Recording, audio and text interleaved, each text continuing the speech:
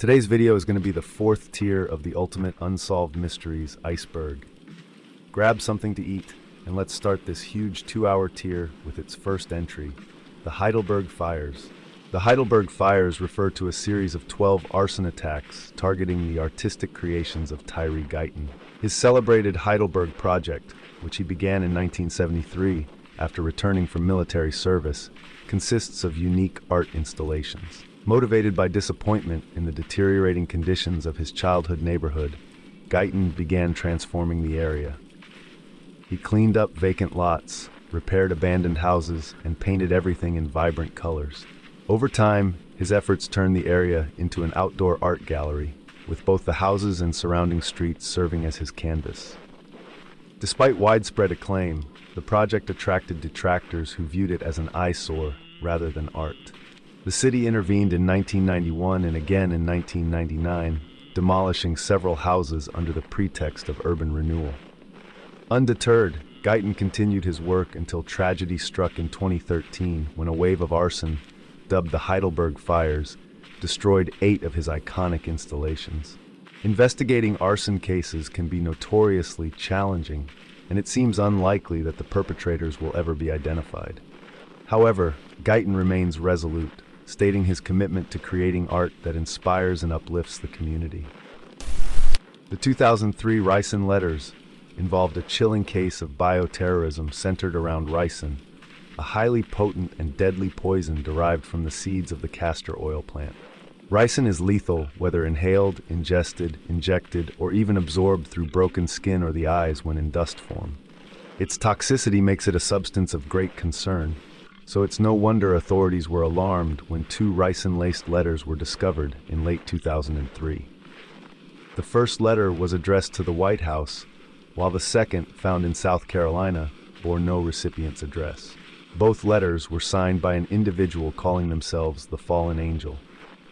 The sender claimed to own a trucking company and expressed anger over recent changes to trucking regulations, which they said had severely impacted their business. This frustration allegedly motivated them to send a poison-laden letter to the White House, a shocking and irrational act of retaliation. In 2004, law enforcement announced a $100,000 reward for information that could help solve the case. However, despite this significant incentive, the identity of the fallen angel remains a mystery, and the reward remains unclaimed to this day. The Agagwe, also referred to as the Kundakar or Kalamba in regions like Zimbabwe and Congo, is a mysterious, human-like creature said to inhabit the jungles of East Africa. The first recorded sighting occurred in 1900, when Captain William Hitchens reported encountering these beings. Described as standing between 2 and 5 feet tall, they are eerily human in appearance, with rust-colored hair covering their entire bodies.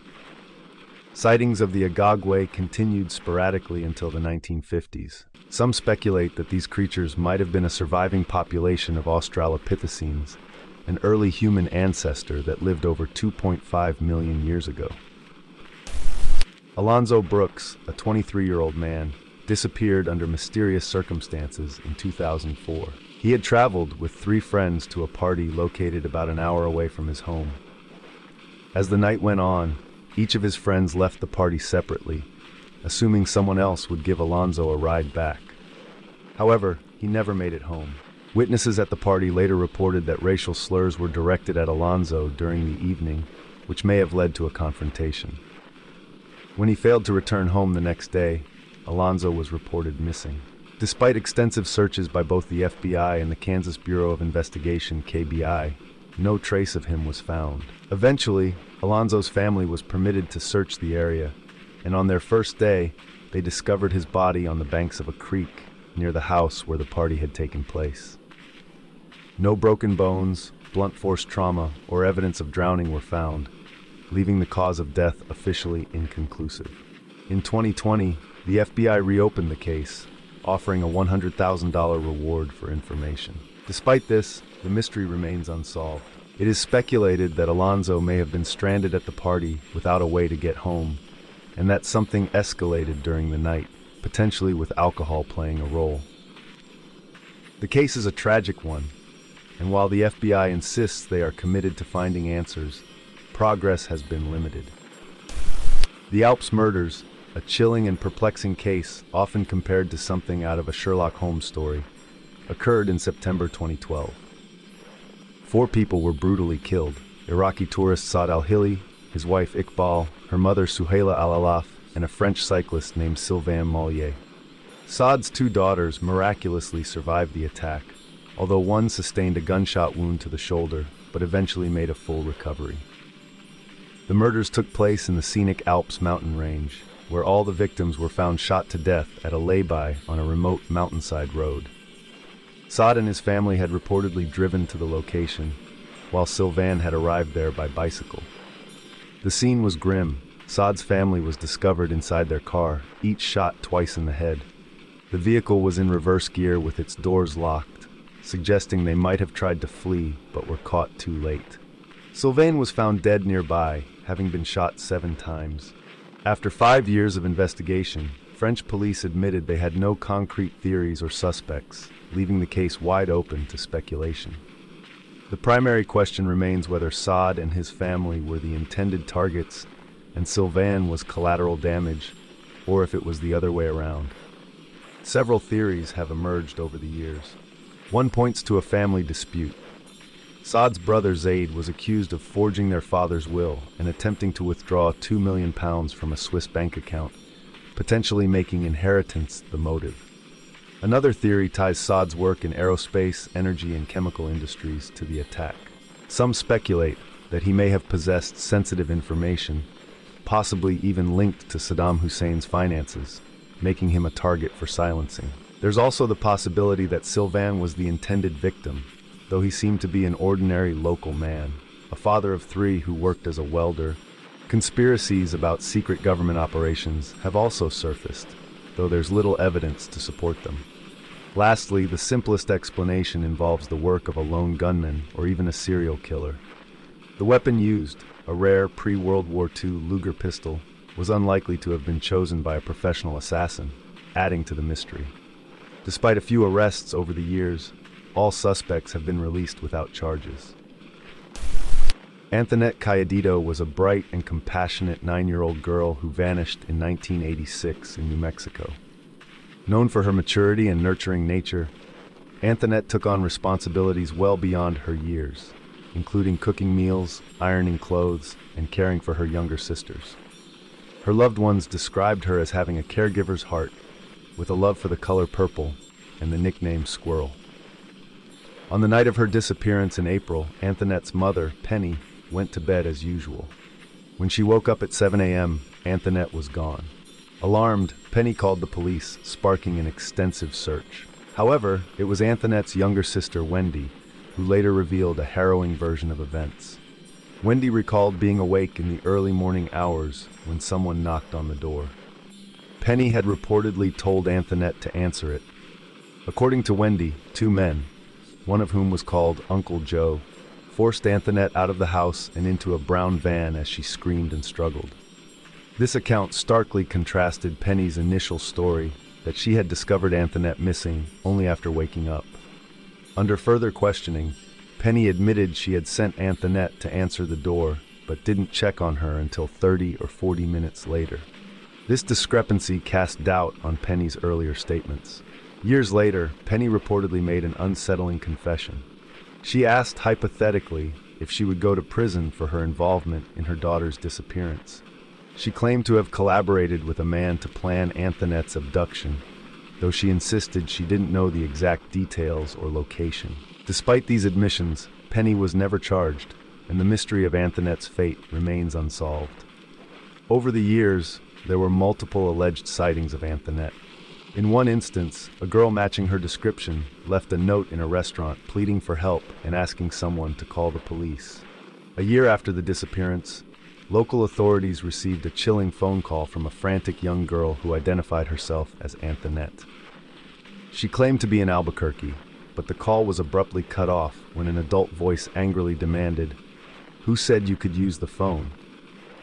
This was followed by the girl's scream before the line disconnected. Penny believed the girl's voice was that of her daughter, but did not recognize the adult. Despite these eerie leads, Anthonette has never been found, leaving her case as one of New Mexico's most haunting unsolved mysteries. The Anthropos is a proposed geological epoch that highlights the period during which human activities have had a significant impact on the Earth's geology and ecosystems. The term derives from the Greek word anthropos, meaning human, and was first introduced by Vladimir Vernadsky in 1938. There is ongoing debate about when this epoch might have begun, with proposed starting points ranging from the agricultural revolution, approximately 12,000 to 15,000 years ago, to as recently as the mid-20th century during the 1960s. The core idea is that humanity's profound influence on the planet, from altering landscapes and ecosystems to changing the climate, marks a distinct geological period that differs from natural evolutionary processes. Despite its growing recognition in scientific and popular discourse, the Anthropos has not yet been officially recognized or adopted by major geological bodies such as the International Commission on Stratigraphy or the International Union of Geological Sciences. However, as discussions around humanity's environmental impact continue to evolve, the concept may gain official status in the future. The Area 51 caller is a bizarre and intriguing mystery tied to Art Bell's late-night radio show, Coast to Coast AM. Before conspiracy theorists like Alex Jones gained mainstream attention, Bell's show served as a hub for those fascinated by the unknown, covering topics ranging from extraterrestrials to government cover-ups. In 1997, during one of his broadcasts, Bell received a call from a man who claimed to be a former employee of Area 51. Known as the Frantic Caller due to his panicked and fearful tone, the man said he had been discharged from his job under medical pretenses and was now on the run. He seemed desperate and in a hurry, warning that his location could be triangulated at any moment. The caller began by claiming that the beings we think of as aliens aren't extraterrestrial but rather extra-dimensional entities. According to him, these beings had infiltrated the military establishment, particularly at Area 51. He also hinted at catastrophic events that the government allegedly knew about but was keeping secret, suggesting they had plans to move populations to safe areas while leaving major cities to be wiped out. He alleged that this was part of a larger scheme to make the remaining population easier to control. As the caller delved deeper into his alarming claims, the line abruptly went dead. This wasn't just a dropped call. Coast to Coast AM experienced a complete and unprecedented station shutdown. The broadcast was forced offline and only resumed after switching to a backup system. Such an incident had never occurred before in the station's history, fueling speculation about the legitimacy of the caller's claims. Months later, a man claiming to be the same caller phoned in again, this time insisting the original call had been a hoax. However, listeners noted significant differences in his voice and mannerisms, leading many to believe it wasn't the same person. Regardless of one's stance on aliens or conspiracy theories, the original caller's raw emotion and fear seemed strikingly authentic. Combined with the strange timing of the station's outage, the incident remains one of the most discussed and enigmatic moments in Coast to Coast AM history. Atmospheric jellyfish are eerie, glowing phenomena reported in the night skies worldwide. These objects resemble a cross between UFOs and bioluminescent jellyfish, with their distinct floating, pulsating shapes. They have been sighted in various locations, including the Netherlands, China, and Russia. NASA has attributed these sightings to space debris reflecting light from natural phenomena like the Northern Lights. However, skeptics question this explanation, as no concrete evidence or detailed analysis has been presented to confirm their true nature. While the atmospheric jellyfish remain a rare and visually striking sight, the lack of definitive proof about their origins ensures they continue to be a subject of mystery and debate among enthusiasts of the unexplained. The Badajoz UFO Incident refers to a mysterious encounter that occurred in 1965 at a fuel storage area near Badajoz, Spain. Two soldiers patrolling the base heard an unusual noise resembling radio interference. Following the sound, they were soon overwhelmed by a loud, high-pitched whistling that lasted about 5 minutes. Once the whistling ceased, they spotted an intense, glowing light in the sky that lingered briefly before fading away. A third soldier arrived with a guard dog, which immediately charged toward the source of an unusual sound. However, the dog returned moments later, visibly ill and terrified. It refused to leave the soldier's side. Then one soldier saw a towering 3-meter-tall humanoid figure. This entity radiated an intense brightness, had disproportionately long arms and legs, and moved in an otherworldly manner. The sight caused the soldier to faint on the spot. The other 2 soldiers opened fire, collectively unleashing 40 to 50 rounds from their machine guns. Strangely, the bullets didn't harm the entity, but instead seemed to amplify its brightness. Eventually, the glowing figure disappeared into the darkness. As the disturbance faded, the soldiers again heard the peculiar radio interference, and the encounter ended. The next morning, a thorough search of the area yielded bizarre findings. No bullet casings, no bullet holes in the vicinity, and no physical evidence of the entity. However, the Air Force later confirmed that the machine guns had indeed been discharged that night. To this day, no official explanation has been provided for what the soldiers saw, what they fired at, or how such an event could leave behind so few traces. Banksy is the pseudonym of a highly elusive street artist hailing from Bristol, England, whose identity has baffled the world for decades.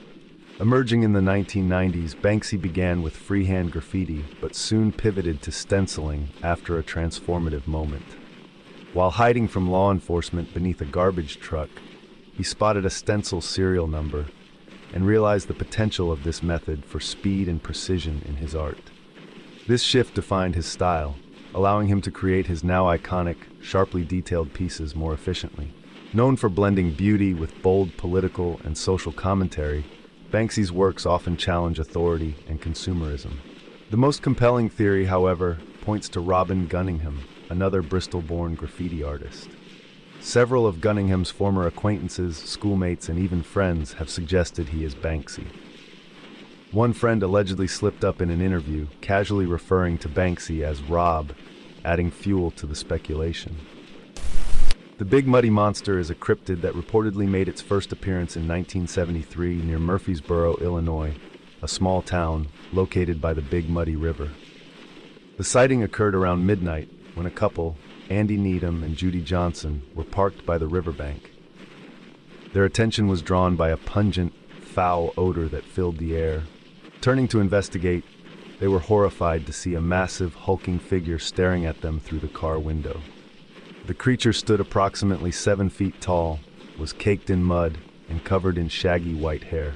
It bore some resemblance to the infamous Bigfoot, though it had distinctive glowing red eyes and yellowed teeth. Terrified, the couple sped away and reported the incident to local police. The next day, authorities examined the area and discovered large, narrow footprints near the scene. The mystery deepened that same day when 2 more witnesses spotted a similar creature on their family farm. They described it as a pale, dirty, white-haired beast, standing between 7 and 8 feet tall, weighing over 300 pounds and exuding a strong, musky odor. Determined to investigate further, the town's police chief organized a search party armed with tracking dogs. The team followed the trail to an abandoned barn, but upon reaching the structure, the dogs stopped in their tracks, refusing to enter. Undeterred, the men pressed on but found no sign of the monster inside.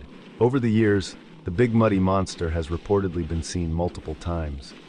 On one occasion, a frightened couple fired shots at the creature before retreating to a nearby office, where they listened in terror as it pounded on the walls for over 30 minutes. Today, the monster occupies an unusual place in the town's folklore. While it retains a hint of menace, the townspeople have embraced it as a local legend, commemorating it with murals and retelling its stories. Gregory Villemin. The tragic case of Gregory Villemin is one of France's most infamous unsolved mysteries. Gregory, a 4-year-old boy, was abducted from his family's home in Leponge-sur-Vologne in 1984 and later found dead in the Vologne River. His hands and feet were bound, and a hat was placed over his head.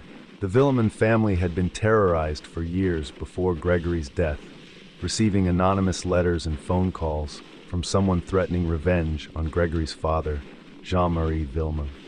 The day Gregory disappeared, his mother noticed he was no longer playing in the front yard and contacted the police.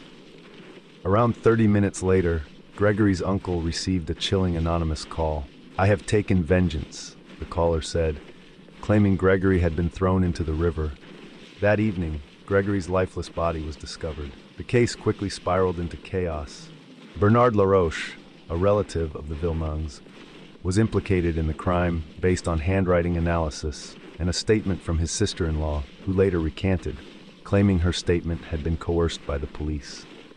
Despite maintaining his innocence, Laroche was arrested but eventually released due to lack of evidence. Jean-Marie Villemain, convinced Laroche was responsible for his son's death, publicly vowed to take revenge. True to his word, he shot and killed Laroche in 1985. Jean-Marie was convicted of murder, but served only 2.5 years in prison.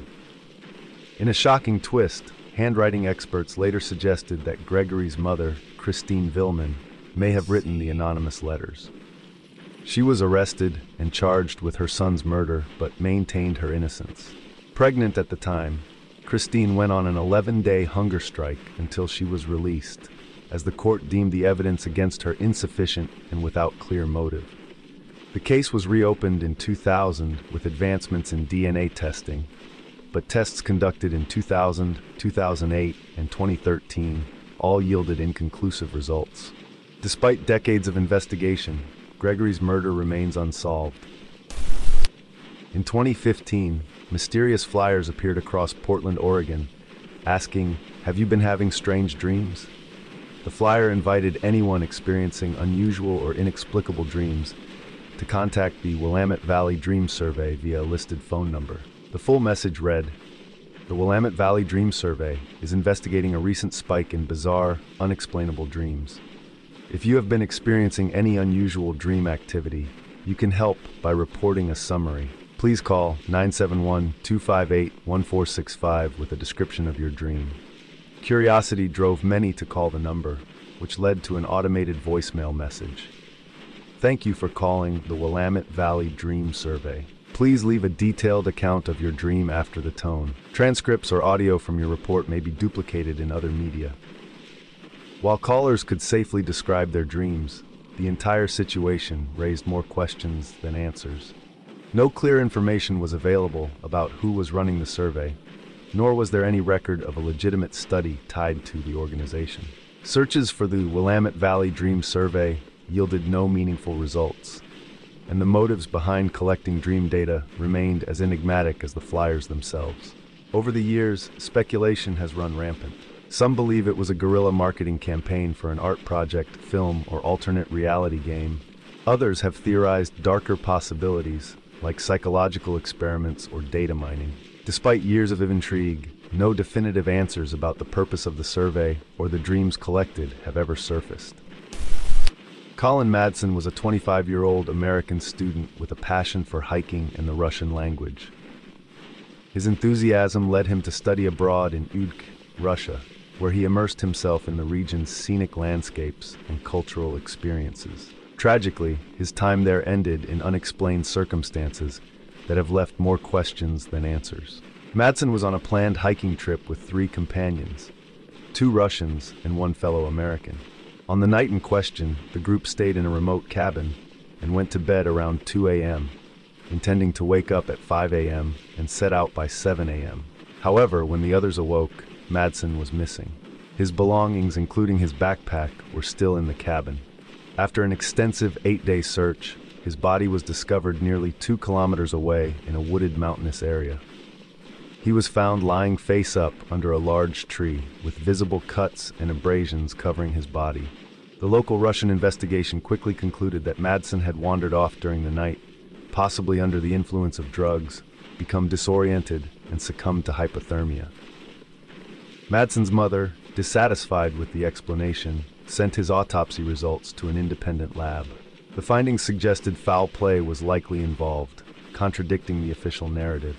However, efforts to push for a deeper investigation were stalled. The U.S. government declined to pressure Russian authorities, and the case was never reopened.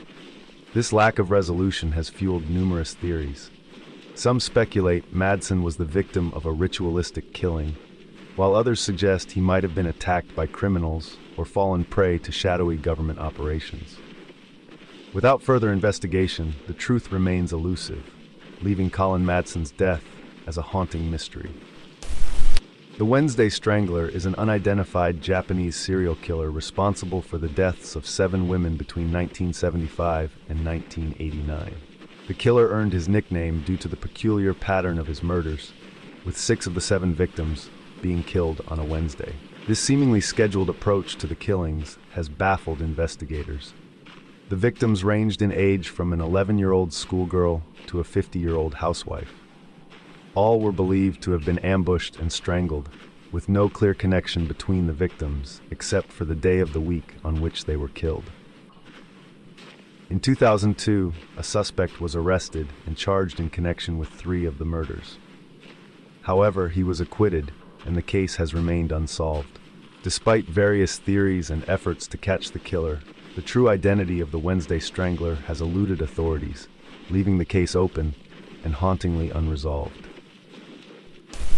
The Woods Devil is an unsettling creature reported to roam the dense forests and hills of Coast County, New Hampshire. Often compared to a Sasquatch, these entities are described as tall, measuring between 7 and 9 feet, and covered in shaggy tan-gray fur. Despite their large size, they are eerily stealthy, with one of their most unnerving behaviors being their ability to stand perfectly still to avoid detection. Witnesses claim that when a woods devil senses humans nearby, it will press its body upright against a tree to blend in, remaining motionless until the intruders have passed. If no trees or cover are available, the creature will simply freeze in place, an act that adds to its unnerving mystique. In addition to their stealth, hikers and locals in the area have reported hearing unearthly screams echoing through the hollows of the forest. The case of the cheerleader in the trunk is a haunting and tragic mystery. In 1982, the skeletal remains of an unidentified woman were discovered inside a large trunk, a footlocker in Maryland. Based on the condition of the remains, investigators estimated that she had been deceased anywhere from a few months to as long as 10 years. The woman was believed to be between 17 and 27 years old at the time of her death. While the cause of death could not be determined due to the state of decomposition, investigators speculated foul play. Her nickname, the cheerleader in the trunk, arose from the belief that she had likely been involved in gymnastics or cheerleading, based on the physical characteristics of her remains, such as her build and certain wear patterns on her bones. Despite extensive efforts to identify her and uncover the circumstances of her death, her identity and story remain shrouded in mystery. Who she was, how she ended up in that trunk, and what led to her untimely demise are questions that continue to baffle investigators to this day. Marilyn Bergeron was a 24-year-old woman who vanished under mysterious circumstances in Quebec City in 2008. On February 17th, she told her family she was going out for a walk, but never returned home. That same day, she was captured on surveillance footage at an ATM, attempting to withdraw cash. Shortly afterward, she was reportedly seen at a nearby coffee shop. Marilyn had recently moved back to Quebec City from Montreal, citing concerns about her safety. She confided in her parents that she felt unsafe living alone in Montreal, but did not disclose the specific reasons behind her fears. Despite this, her behavior in the days leading up to her disappearance seemed unremarkable to those around her. Over the years, there have been sporadic reported sightings of Marilyn, but none have been definitively confirmed. The case has left investigators and her family puzzled. Was she a victim of foul play, or did she choose to disappear and start a new life?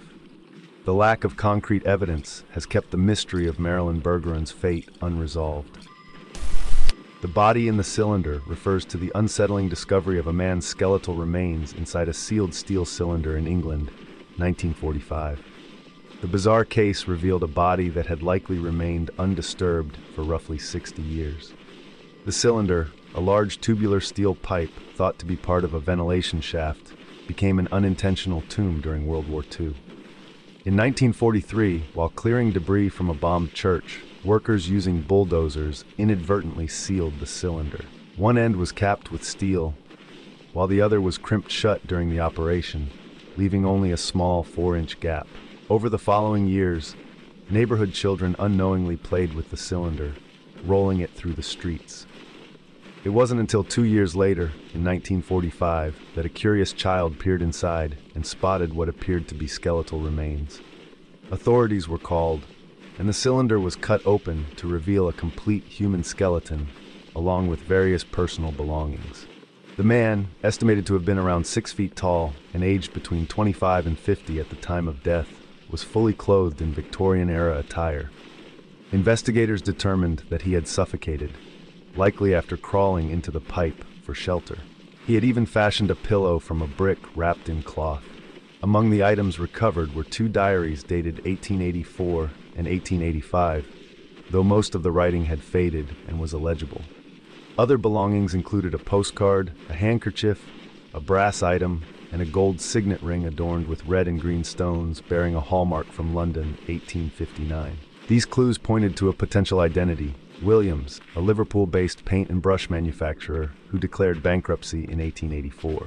The theory is that Williams, after facing financial ruin, abandoned his home and sought refuge in the cylinder, which may have been located on his former business premises. Trapped when the pipe was sealed, he tragically suffocated, his death unnoticed. With no body discovered, it's likely that authorities at the time assumed he had fled to escape his debts. The tale of the Chase Vault is a chilling legend from Barbados, centered around a mysterious burial vault in the Christchurch Parish Cemetery. According to the story, this heavily sealed marble tomb housed the remains of the Chase family, but it was no ordinary resting place. Each time the vault was opened to enter another family member, witnesses claimed that the massive lead coffins inside had inexplicably shifted positions.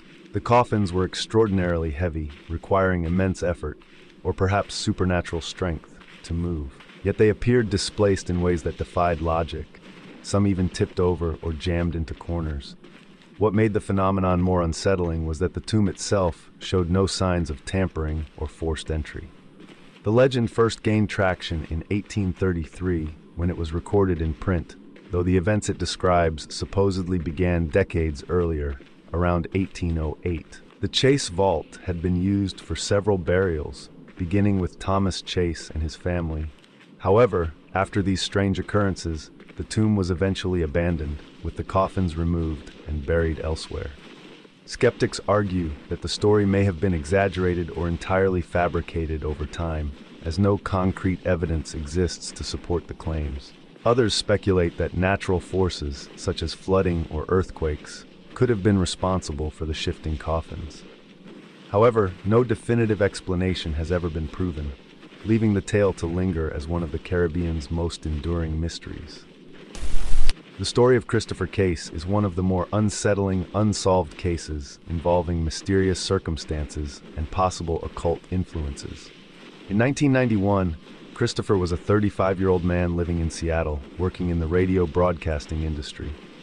He was well liked by those who knew him and seemed to lead a typical, uneventful life, until a strange encounter changed everything.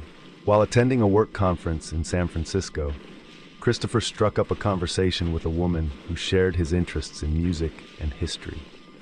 They reportedly spent hours talking and seemed to have a natural connection. However, when the woman expressed romantic interest and made advances toward him, Christopher politely declined. This rejection took an unexpectedly dark turn when the woman became furious, allegedly telling him she was going to curse him and that he would be dead within a week. The chilling threat deeply unnerved Christopher, and his behavior changed drastically in the days that followed. He began reaching out to friends, voicing his fears about the curse and asking for advice. He also contacted a friend with knowledge of the occult, discussing witchcraft and supernatural phenomena. Christopher's increasing paranoia was evident, as he took steps to protect himself by turning to spiritual rituals. Just days later, police performed a wellness check at Christopher's apartment after he failed to show up for work. What they found was eerie and puzzling. His apartment was filled with signs of his attempts to ward off dark forces. Lines of salt had been poured along the walls, crucifixes were placed throughout the space, and nearly a dozen candles had been burned down. The most disturbing discovery, however, was Christopher's body. He was found in his bathtub, having died of an apparent heart attack. The cause of death was officially listed as natural causes, but many were skeptical. The timing of his death, combined with the ominous warning he received and his own escalating fear, led some to believe he was indeed the victim of a curse. Others argue that his paranoia and stress over the situation could have contributed to his heart failure.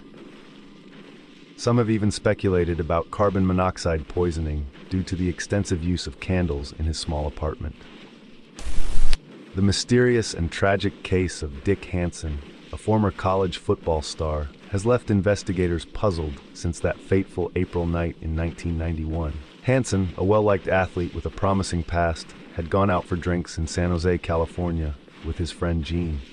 The night started uneventfully, but it took a sinister turn after they left the bar around 1 a.m. Gene and Hansen drove to a nearby restaurant where Hansen had parked his car. While the two were talking in Gene's car, an unknown man arrived in a vehicle and parked behind them. The stranger remained in his car, watching as Hansen got into his own vehicle. When Hansen and Gene drove off, the mysterious man began tailing them, staying close and making no effort to hide his presence. Alarmed by the situation, Hansen and Gene attempted to shake the man off their trail. They made several left turns and changed lanes, but the driver stayed right on their heels. The pursuit was relentless, and their unease grew. Eventually, Gene managed to pull up beside Hansen at a red light and suggested they head to the police station. For reasons unclear, Hansen either didn't hear or decided against the idea, choosing instead to confront the man directly. Hansen stopped his car, got out, and approached the stranger's vehicle. He demanded to know why the man was following them and reportedly shouted at him. In response, the man pulled out a firearm and shot Hansen twice. The shooter then sped away, leaving Hansen gravely injured. By the time paramedics arrived, Hansen had succumbed to his wounds. The witness description of the suspect painted a vague but haunting picture, a man with the build of a football player. A curious detail came from Gene's license plate, a reference to the San Francisco 49ers. This led some to speculate that the shooter might have been a fanatical supporter of a rival football team, though this theory remains unsubstantiated. Despite Gene being a witness to the events, the suspect was never identified, and no clear motive for the killing emerged. The tale of the female stranger is one of intrigue and mystery, centered on an unnamed woman who died on October 14, 1816, and was buried in St. Paul's Cemetery in Alexandria, Virginia. Her tomb bears a poetic and melancholic inscription that has captivated visitors for centuries. To the memory of a female stranger whose mortal sufferings terminated on the 14th day of October 1816, aged 23 years and 8 months. This stone is placed here by her disconsolate husband, in whose arms she sighed out her latest breath, and who, under God, did his utmost even to soothe the cold dead ear of death. How loved, how valued once, avails thee not, to whom related or by whom begot, a heap of dust alone remains of thee. 'Tis all thou art, and all the proud shall be. To him gave all the prophets witness, that through his name whosoever believeth in him shall receive remission of sins. The somber epitaph offers few clues about her life, but paints a picture of love, grief, and anonymity. The tomb itself was commissioned by her grieving husband, who claimed to have held her in his arms during her final moments. The identity of this enigmatic woman remains a subject of speculation, giving rise to several theories. Some suggest she was an English noblewoman who eloped with a forbidden lover, fleeing to America to escape scandal. Others believe she was an American diplomat's wife, though no records substantiate these claims. Another tale posits that she and her husband were involved in espionage or criminal activity, adopting anonymity to obscure their true identities. Accounts from the time describe the woman and her husband arriving in Alexandria by ship, where she was reportedly ill and bedridden. The couple stayed at Gadsby's Tavern, a prominent inn, where her condition worsened. Despite the husband's efforts to save her, she succumbed to her illness. He insisted on complete secrecy about her identity and arranged for the tombstone to be inscribed without revealing her name. After her burial, he vanished, leaving behind an air of mystery that has endured for over 2 centuries. While the stories surrounding the female stranger add layers of romance and tragedy, little factual evidence supports any single theory. The Flatwoods Monster was a bizarre creature reportedly encountered in Flatwoods, West Virginia, back in September 1952. On a dark night, a bright light streaked across the sky, catching the attention of Tommy Hyer and Edward and Fred May. The boys watched as the glowing object appeared to descend and land on a nearby farm. Alarmed and curious, they ran to inform Kathleen May, one of their mothers. Kathleen gathered the boys, a few local kids, and a West Virginia National Guardsman, and the group ventured to the farm to investigate. When they arrived at a hill on the property, one of the children noticed a pulsing red light in the distance. The guardsman directed his flashlight toward it, revealing a tall, humanoid figure. Its face glowed red and round, encased in a pointed, hood-like structure. Standing about 10 feet, 3 meters tall, the creature had glowing greenish-orange eyes, a dark black body, and small claw-like hands. As the group stared in shock, the creature emitted a hissing noise and began gliding toward them. Overwhelmed with fear, the guardsman, Lemon, screamed and dropped his flashlight, plunging the scene into chaos. The group fled in terror, reporting that the air was filled with a strange, pungent mist, which left some feeling nauseous. This eerie encounter marked the first and only sighting of the Flatwoods Monster. Frederick Valentich, an Australian pilot, vanished under mysterious and controversial circumstances during a 232-kilometer training flight over the Bass Strait in 1978. While flying his light aircraft at 4,500 feet, Frederick contacted the Melbourne Flight Service to report an unsettling event. He claimed that an unidentified aircraft was following him. Flight Service informed him that there was no known traffic at his altitude, but Frederick insisted he saw a large craft illuminated by 4 bright lights. He described the object as having a shiny metal surface with green lights and said it was trailing him from about 1,000 feet above. Shortly after, Frederick reported engine troubles. When asked to identify the strange craft, he responded cryptically, "It's not an aircraft." His transmission abruptly ended with a chilling metallic scraping sound. That was the last anyone heard from Frederick. Despite extensive air and sea searches, neither he nor his plane was ever found. Theories about his disappearance vary widely. Some suggest pilot error or disorientation, noting Frederick's less-than-stellar flying record. A plausible theory is that he became disoriented while flying at night and accidentally flew upside down. This might explain why he described the craft's lights. It could have been the reflection of his own aircraft's lights in the water. Flying a light plane inverted for too long is also known to cause severe engine problems, aligning with his final report. Adding to the mystery, Frederick gave conflicting reasons for his flight that evening. He told some he was picking up friends from King Island, and others that he was collecting crayfish, neither of which was true. Furthermore, King Island Airport had no record of plans for his landing. Some believe the lights he reported could have been celestial bodies like Venus, Mars, Mercury, and Antares, though this explanation feels far-fetched to many. Interestingly, there was also a report of a mysterious light aircraft landing near the area where Frederick disappeared around the same time, sparking speculation that he staged his disappearance to start a new life. However, Frederick was known to be a strong believer in UFOs, leading others to suggest he may have been abducted or attacked by extraterrestrial forces. Ghost rockets were mysterious rocket-like objects reported in the skies over Finland and Sweden in 1946. With around 2,000 sightings recorded that year, these phenomena sparked widespread intrigue. Many of the reports came during August, leading investigators to suggest they were likely meteors, as this period coincided with the peak of the annual Perseid meteor shower. Another theory speculated that these sightings were linked to Soviet missile tests conducted at Peenemünde, the German rocket development facility from World War II. Given the timing, just after the war, this explanation seemed plausible. Interestingly, fragments resembling meteorite debris were recovered at some of the reported locations. However, these findings didn't fully clarify the nature of the sightings. The true explanation for the ghost rockets remains an unsolved mystery to this day. The tale of the giant shrimp in the laundry room sounds like something from a surreal board game, but it's rooted in a chilling account from 1948. Virginia Staples, living in an apartment on Denny Street in Bremerton, Washington, ventured into her building's basement to hang laundry. The basement was unsettling, with large, ominous holes in the walls that were rumored to connect to the nearby waters of Puget Sound.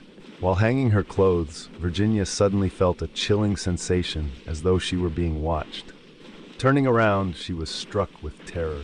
Peering from one of the holes stood a bizarre creature, about 5 feet tall, bright orange, with thin, spindly legs and antennae. Horrified, she fled the basement, left her home, and moved to Seattle to live with a relative, a dramatic reaction that spoke to the intensity of her experience. Later, Virginia visited an aquarium in hopes of identifying what she had seen. The closest resemblance she found was to a tiny shrimp, albeit vastly smaller than the creature she encountered. Virginia maintained that her story was true, claiming, "With God as my witness, it did happen," though she lamented that few believed her. Interestingly, Washington State has a quirky history with cryptids. In recent years, lawmakers have proposed recognizing Bigfoot as the official state cryptid. However, some locals have championed Shrimpy, as the giant shrimp is now affectionately called, as a more fitting representative of the community's unique lore. Whether true or not, Shrimpy has earned its place in the region's odd and fascinating history. The Harris County Jane Doe refers to an unidentified woman believed to have been killed by Samuel Little, one of the most prolific serial killers in U.S. history. The timing of her death is unclear, possibly in the 1970s or as late as 1993. Between 1970 and 2005, Little claimed responsibility for killing up to 93 women, many of whom were vulnerable individuals, sworkers, or those struggling with addiction. He was convicted of 8 murders across 3 states, but was ultimately linked to at least 61 more. His confessions, many accompanied by disturbingly accurate drawings of his victims, were deemed credible by investigators. Little confessed that he had picked this particular victim up from the side of the road, strangled her, and then dumped her body.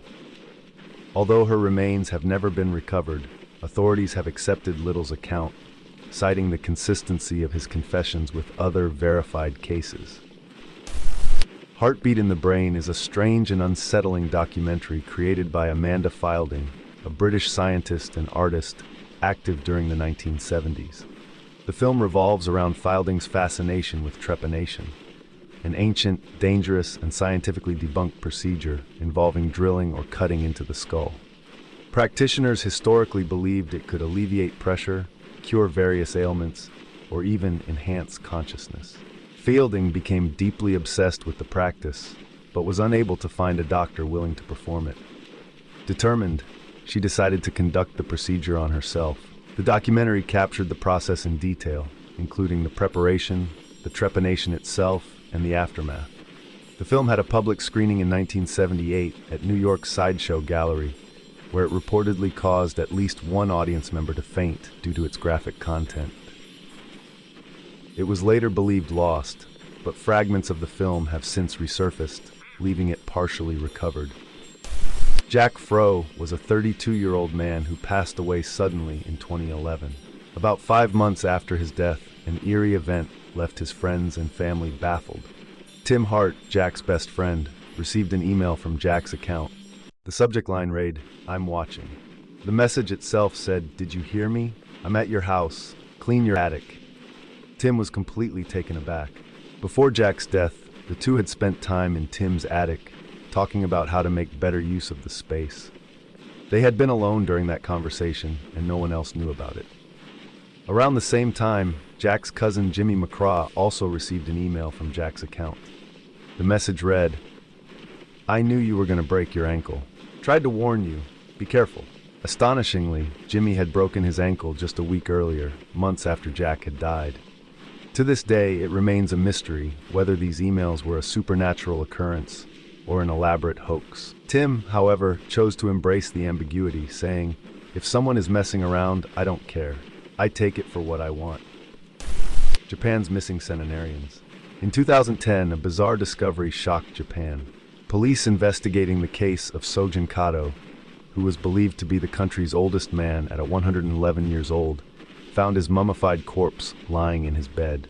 Astonishingly, it was revealed that Kato had been dead for over 30 years. His daughter had concealed his death, keeping it a secret for decades. This unsettling case prompted local governments across Japan to conduct welfare checks on their elderly citizens. What they uncovered was equally troubling. Fusa Furuya, who was thought to be Tokyo's oldest woman at 113, hadn't been seen by her daughter since the 1980s. In another instance, a woman supposedly 125 years old was registered as living in a public park in Kobe City. Meanwhile, a Yamaguchi Prefecture resident listed as being 186 years old was untraceable. These weren't isolated incidents. Whether due to negligence in record-keeping or intentional deception similar to the Kato case, over 230,000 centenarians, individuals aged 100 and above, were found to be missing. Some were believed to have perished during World War II, while others had likely emigrated without notifying authorities, leaving official records outdated and inaccurate. In response, Japan's health ministry proposed an initiative to personally verify the existence of every citizen aged 110 and older. Considering the staggering revelations from these investigations, such a measure seems not only prudent, but essential to prevent future oversights. The image of Jeff the Killer is an iconic part of early 2000s internet creepypasta culture. The character gained popularity through platforms like Newgrounds, with the name Jeff the Killer linked to a user named Killer Jeff. However, the earliest traceable version of the image dates back to a Japanese media sharing site called FileMan. This original version was tagged with phrases like "fear of summer nights," and even associated with a specific celebrity pre-plastic surgery. One prominent theory suggests the unedited image originated from a streamer on Stickum, an early webcam-based platform similar to modern-day Omegle or Twitch. Allegedly, the streamer, a girl seeking beauty advice, uploaded a photo of herself asking viewers to Photoshop her face to make it prettier. Instead, internet users did what they're infamous for, producing grotesque edits instead of beautification. Judge Joseph Force Crater was an American lawyer who served on the New York State Supreme Court and became the center of one of the most infamous disappearances in U.S. history. In 1930, during an ongoing investigation into political corruption, Crater mysteriously vanished. In the days leading up to his disappearance, Crater withdrew a significant amount of cash and instructed his clerk to deliver 2 locked briefcases to his apartment. After giving the clerk the rest of the day off, Crater went about his evening, dining at Billy Haas's Chop House and attending a Broadway show. Around 9:30 p.m., he was seen getting into a taxi and was never seen again. When investigators dug into the case, they discovered that Crater's safety deposit boxes had been emptied and the briefcases from his apartment were missing. Theories about his disappearance were further fueled by his reputation for mingling with showgirls. Intriguingly, 2 women known to be his favorites also disappeared around the same time, leading to speculation that they were somehow connected to his fate. Some believe Crater orchestrated his own disappearance, fleeing to start a new life, possibly on a tropical island. However, without concrete evidence, his fate remains a mystery. In 1979, nearly 50 years after his disappearance, the case was officially closed, cementing Judge Crater's story as one of the most enduring mysteries of the 20th century. The Kung Fu Guy. In December 1984, a young black man, now known only as Kung Fu Guy, walked into a dojo run by Bobby Joe BL, or BJB for short. BJB had a dark reputation. He was a violent homophobe who openly threatened to harm any students he suspected of being gay or lesbian, often using slurs. He was also infamous for brutally beating his students under the guise of discipline. In a chilling video, the young man entered BJB's dojo, requesting to demonstrate his martial arts techniques. Claiming to have been trained by Jesus Christ, Kung Fu Guy insisted he had no desire to fight, explaining he would demonstrate his skills without hitting or harming his opponent. The class agreed, and the demonstration began. However, things quickly turned violent. The opponent attacked Kung Fu Guy, forcing him to defend himself despite his initial peaceful intentions. As the situation escalated, Kung Fu Guy continued to parry and counterattack, but remained notably restrained.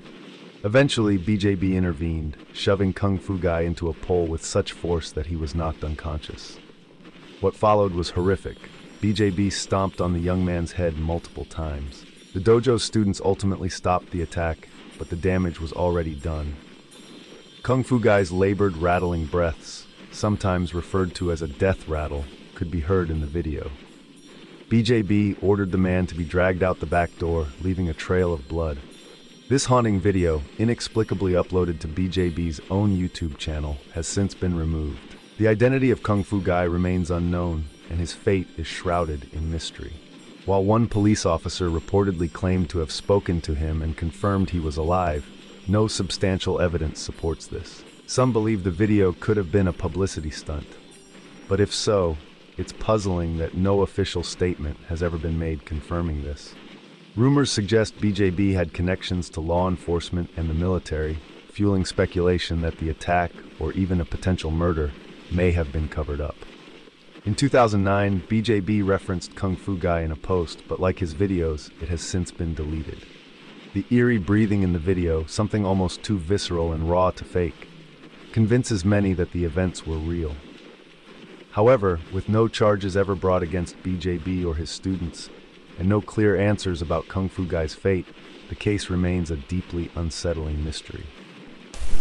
Loria Bible and Ashley Freeman were two American teenagers who disappeared under chilling circumstances in December 1999 in Oklahoma.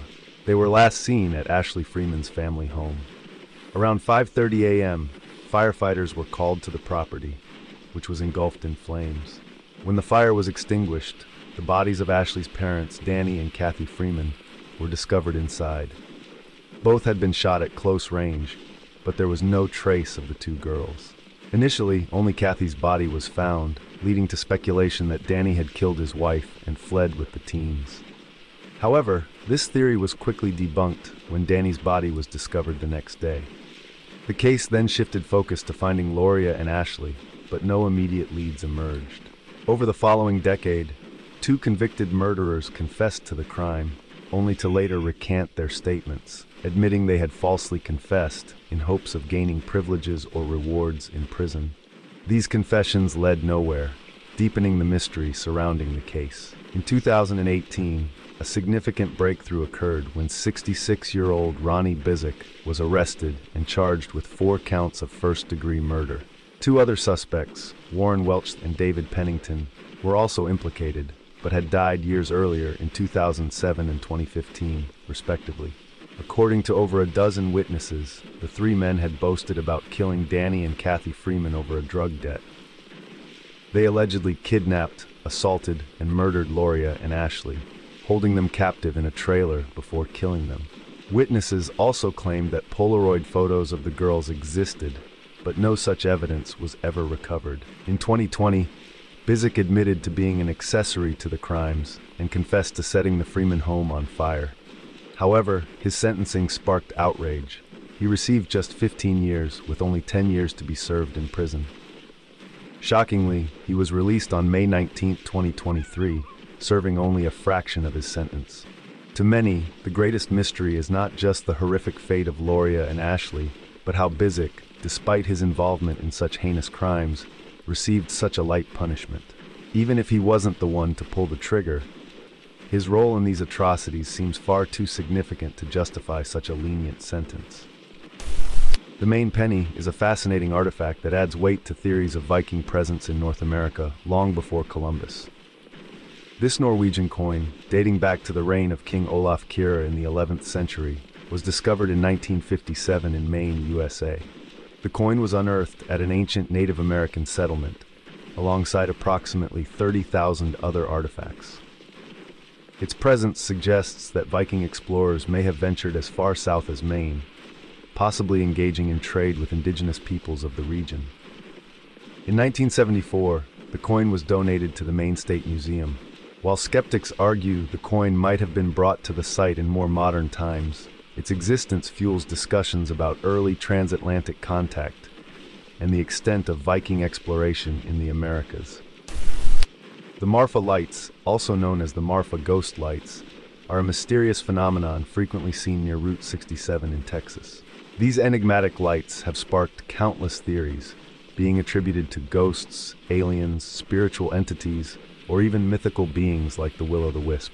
Described as distant spots of brightness, the Marfa Lights don't appear to come from car headlights, ranch lights, or any identifiable human-made sources. The first recorded sighting dates back to 1883, and to this day, reports of these strange lights continue, with multiple sightings every year. Mary Agnes Gross's story is one of the most unsettling and mysterious cases of a missing baby. In 1962, in Minnesota, a 20-year-old woman named Marilis Thomas was pregnant and went into labor. Her delivery was challenging, so she was heavily sedated during the process. Marilis recalled briefly waking up after the birth and seeing her newborn daughter, Mary Agnes Gross. She saw the baby move before passing out again. When Marilis woke later, she was alone with a nurse. Asking to see her baby, she was told that Mary had lived for only about an hour before tragically passing away. Upon her discharge, Marilis asked to see Mary one last time. The baby shown to her didn't appear dead, but rather seemed to be asleep. However, in her grief and confusion, she did not question the situation at the time. The situation became even more bizarre at Mary's funeral. Marilis noticed that the baby in the casket looked different from the one she had seen in the hospital. The hair color and length didn't match, and the baby's body had different markings. Marilis's mother, Clara, attempted to take a photograph of the baby, but the funeral director refused. On the day of the burial, events took another strange turn. Another family was present at the cemetery, mourning their own child. Later, when Marilis visited the grave, she found a different name, Pamela Ray Dickey, on the headstone. When questioned, the cemetery confirmed there was no record of Mary Agnes being buried there. The only funeral and burial registered that day were for Pamela Ray. Further inconsistencies added to the mystery. Hospital records showed that Mary was born healthy, with a normal heart rate and color.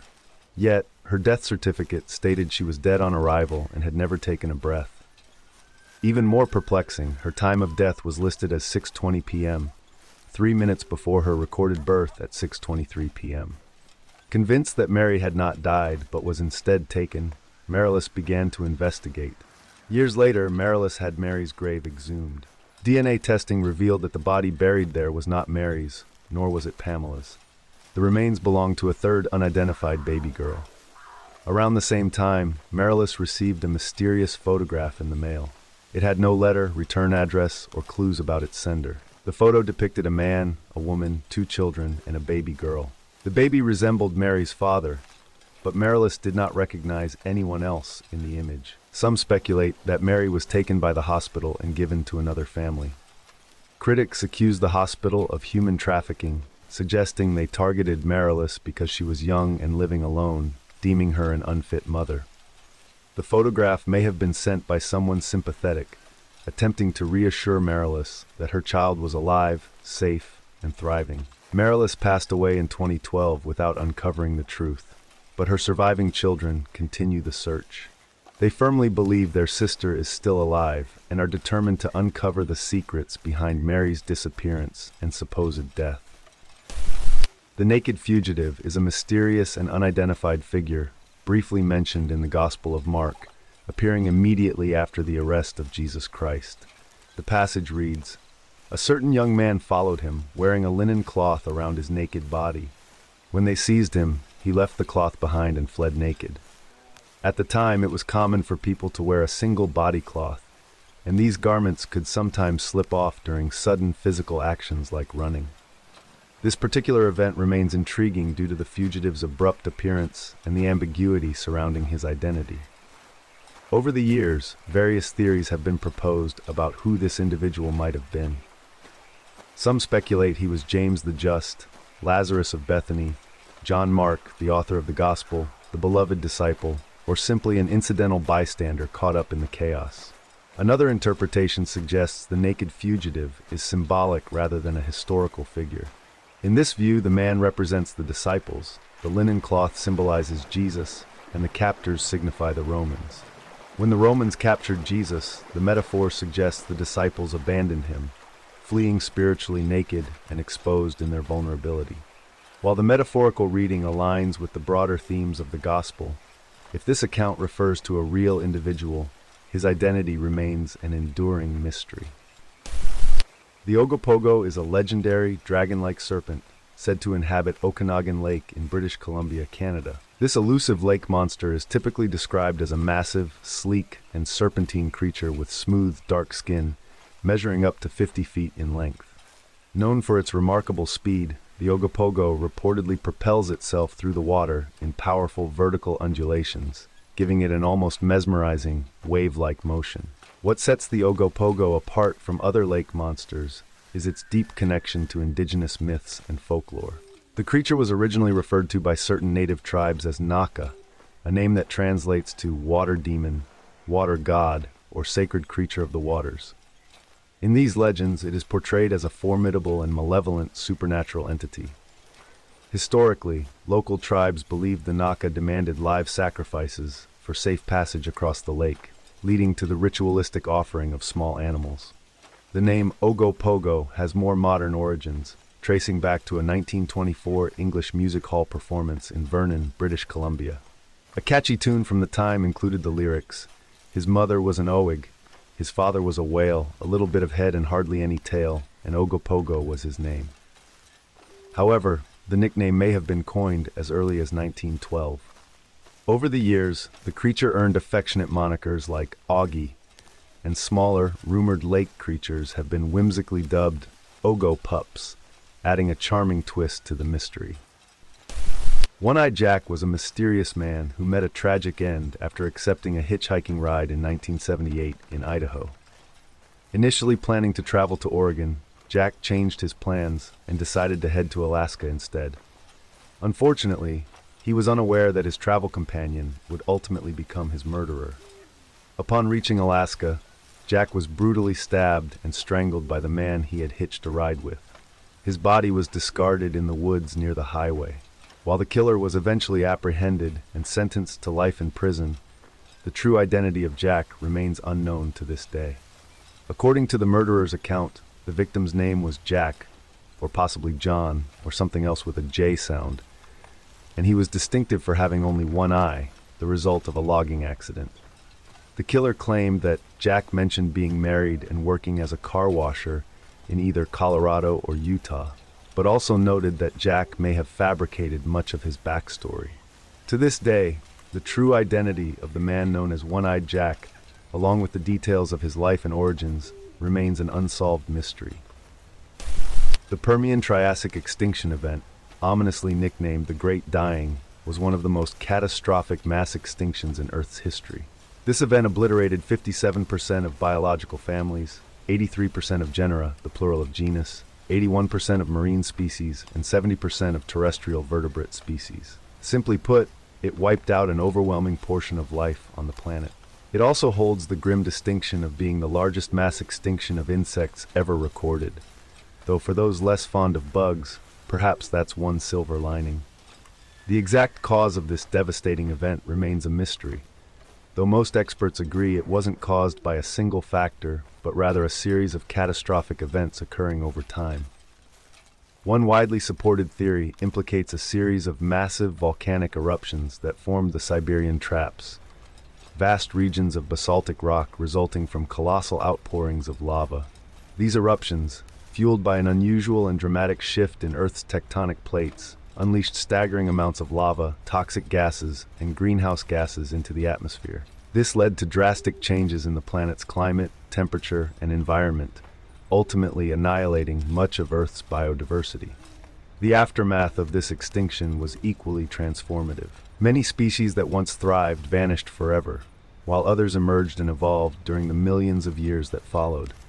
About 8 to 9 million years later, to be exact, when Earth's ecosystems began to stabilize.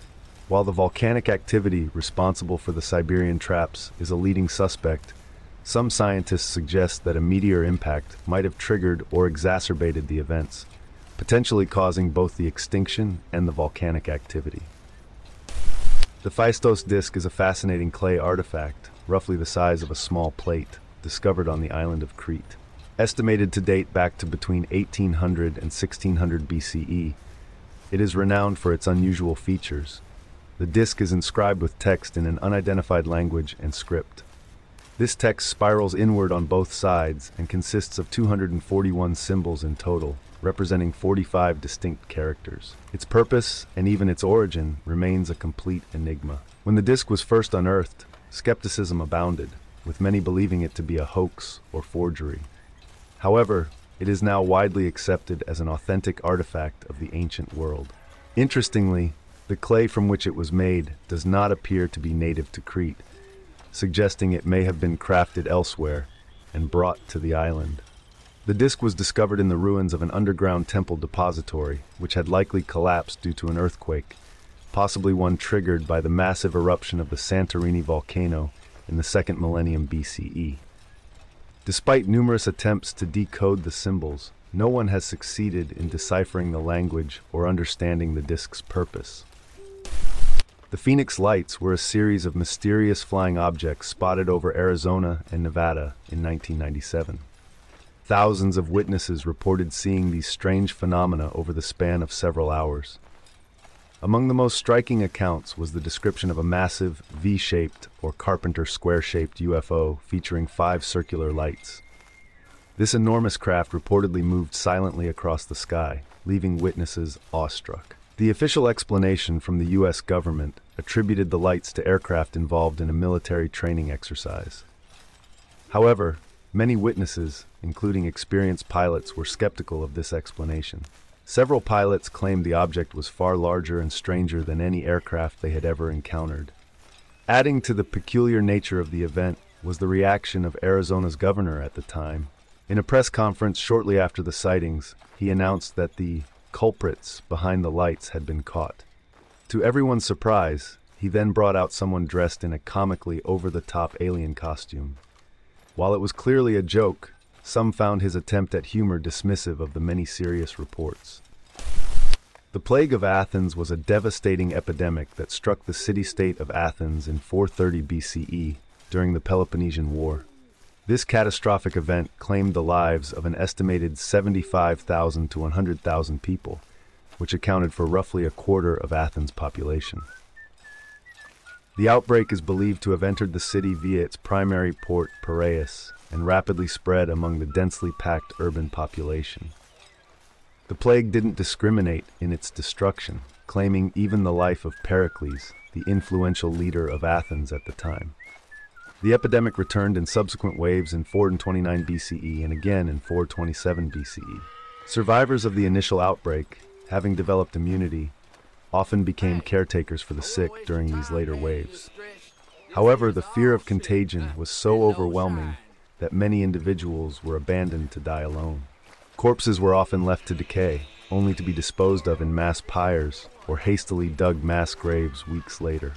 Nearly 1,000 individual tombs were excavated to accommodate the staggering number of dead. Thucydides, the Athenian historian and eyewitness to the plague, recorded the societal collapse that ensued. With the sheer scale of suffering and uncertainty about the future, people abandoned religious customs, laws, and social norms. The breakdown of society was complete, as fear and desperation consumed the population. The exact cause of the plague remains unknown, although modern scientists have narrowed it down to about 30 potential pathogens. These include diseases like the bubonic plague, typhus, smallpox, measles, and even Ebola. Fortunately, many of these diseases have been largely eradicated or controlled in modern times. Bats, sometimes humorously referred to as the chickens of the cave, are fascinating creatures, but their evolutionary origins remain one of science's enduring mysteries. They first appear in the fossil record around 50 million years ago during the Eocene epoch. Interestingly, early bat fossils reveal that these ancient bats lacked the ability to echolocate, a key skill modern bats use to navigate and hunt. Instead, these proto-bats relied on their senses of sight, smell, and touch to locate food. What's particularly puzzling is that the fossil record offers little to no insight into the evolutionary path that led to bats. After these early specimens, the trail abruptly ends. Scientists still don't know what type of creature bats evolved from, how quickly their evolution occurred, or the specific time period in which they developed their distinctive features. This isn't the first time researchers have faced such a mystery. The origins of other animals, such as whales, birds, and turtles, were once equally enigmatic. However, through persistent discoveries, scientists eventually uncovered the missing links that mapped out those species' evolutionary journeys. The pumina is a cryptid described as a giant snake, reportedly inhabiting the Democratic Republic of the Congo near Lake Upemba. This enormous serpent is said to measure between 38 and 46 feet in length and resembles an African rock python, only far larger. Over the years, there have been multiple reported sightings of this massive creature. One of the most notable accounts comes from 1959, when Belgian pilot Colonel Remy van Lierde claimed to have seen the giant snake while flying over Katanga in what was then the Belgian Congo. Van Lierde, a veteran pilot with 25 years of flying experience, confidently stated that the snake he observed was close to 50 feet long. His experience in judging distances and sizes from the air lent credibility to his claim, but no concrete evidence of the pumina has ever surfaced. Since that day, no confirmed sightings of the pumina have been reported. Neutron stars are among the most fascinating and extreme phenomena in the universe.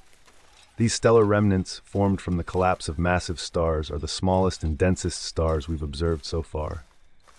To put their density into perspective, a typical neutron star spans only about 12 miles across, yet a mere teaspoon of its material would weigh a staggering billion tons. This unimaginable density results from their composition. Their crust is composed entirely of neutrons and is approximately 10 billion times stronger than steel.